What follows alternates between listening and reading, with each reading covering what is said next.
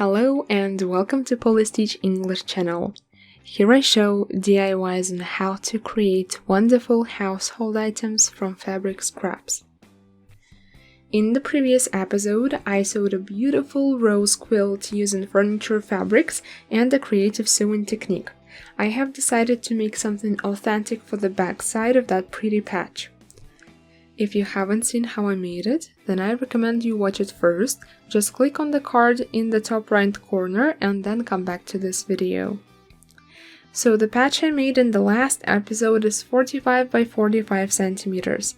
I have more pieces of furniture fabric 25 centimeters wide and about 30 centimeters long. However, there is glue on the reverse side, so I will be cutting these parts out. To begin with, we cut all samples into strips 10 centimeters wide. We try to make the most of the usable area. I have worked with furniture fabrics before. I sewed a large bedspread and pillows. So I sewed different workpieces in different techniques. This time I got the strips of different lengths. First, we will connect them into long ribbons. Since the fabric is dense, you get very thick seams. Therefore, we will connect everything through inlays. The width of the inlays is 3 centimeters.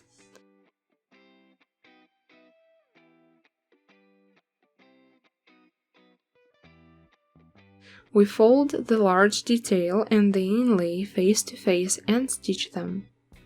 If the length of the inlay allows, then we will sew the next detail on the inlay like a garland. We fold over the sewn inlay and attach the following detail to it.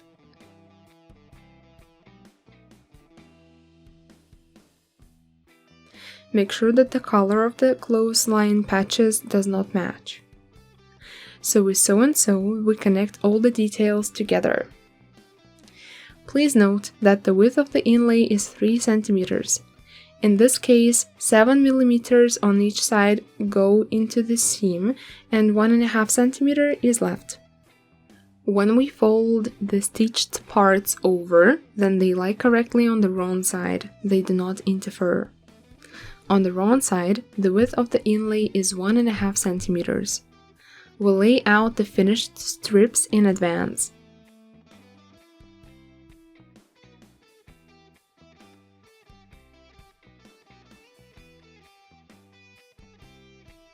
We will also connect them through inlays.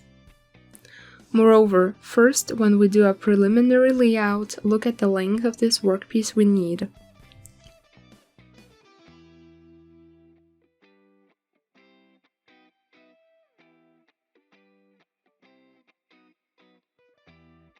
Look, I got such a block.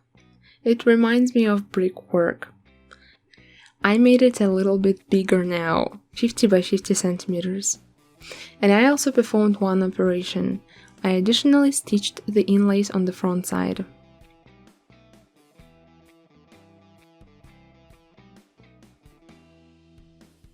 I want to make a button closure. To do this, tuck one edge with a wide double hem. And let's prepare another strip for the blank. I will make a double hem on the edge of it, but a narrower one.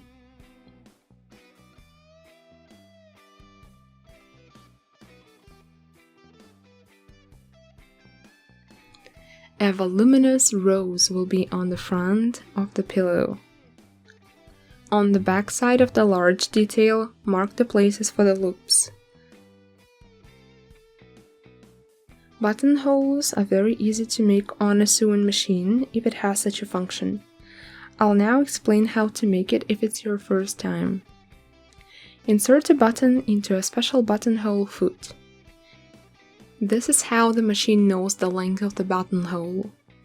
Then change the foot. Lower the special limiter down, and then select the type of loop you need.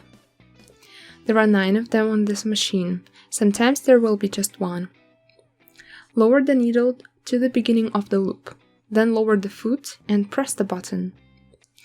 And the machine stitches the loop. After completing the work, it stops and we press the thread trimming button. And we can sew the next one.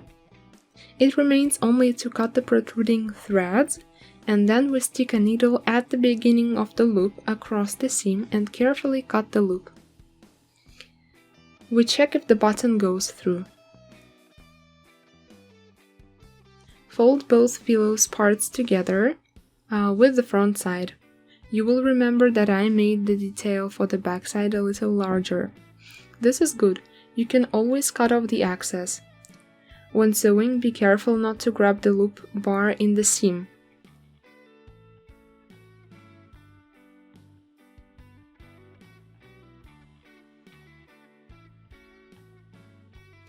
A line was laid along the edge of the blanks. Now you can lay out the small bar. We have already sewed it on. After that, we align and trim the edges. Cut off the corners and zigzag the inner seams. I didn't show it on camera unnecessarily. All that remains is to turn out our pillow and sew on the buttons. I don't even know which side I like better. The front side with the voluminous rows or the back side with masonry. Let me know in the comments which side did you like best.